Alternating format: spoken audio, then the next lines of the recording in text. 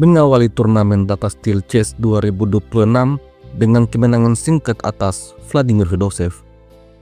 Hanya dalam 16 langkah dan akurasi 97%, Niemann membuat Fedosev menyerah.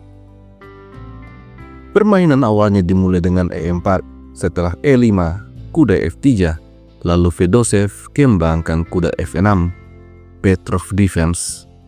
Niemann mengambil pion, setelah itu kudanya diusir dan kuda mundur. Kemudian Fedosev juga makan pion. Lalu, sesuai dengan teori, Niemann mendorong D4. Fedosev dorong D5, kemudian gajah serang kuda. Fedosev selanjutnya mengembangkan gajahnya ke petak D6, lalu Niemann rokade, begitu pula dengan Fedosev.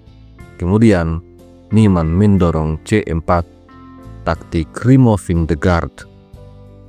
Tapi, Fedosev tidak makan pion karena itu akan membuatnya kehilangan kuda.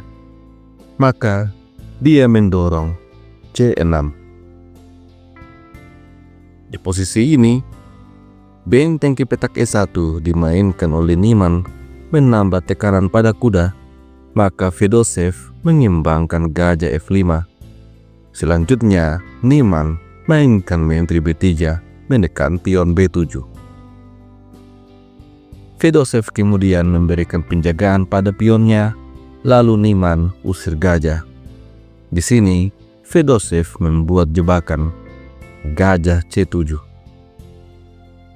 Apabila khas Niemann mengambil pion, maka itu adalah kesalahan fatal karena pion B7 adalah pion beracun. Hitam punya balasan, gajah makan pion. Schachster, taktik discovery attack.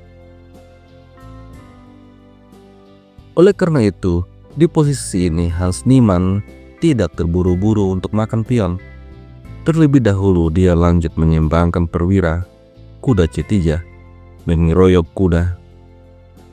Posisi ini sangat kompleks.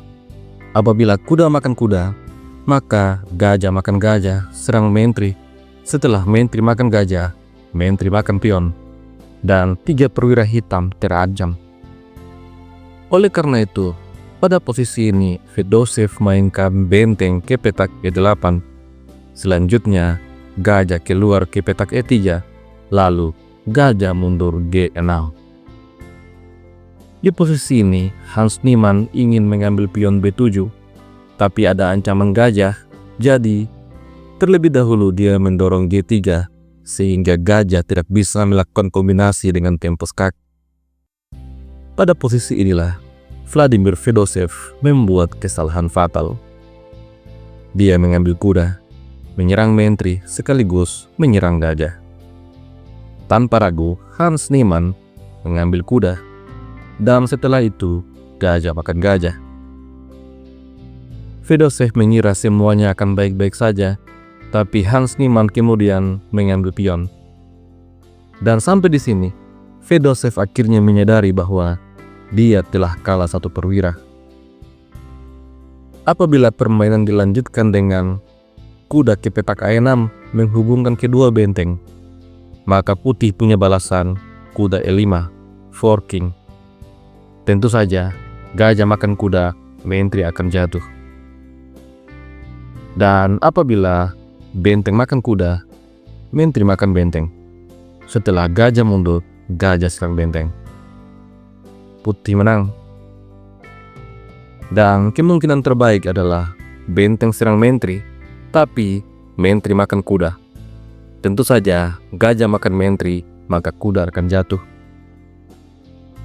Dan apabila gajah makan kuda, menteri makan gajah. Setelah D4, benteng AD1. Dan dipastikan putih akan menang.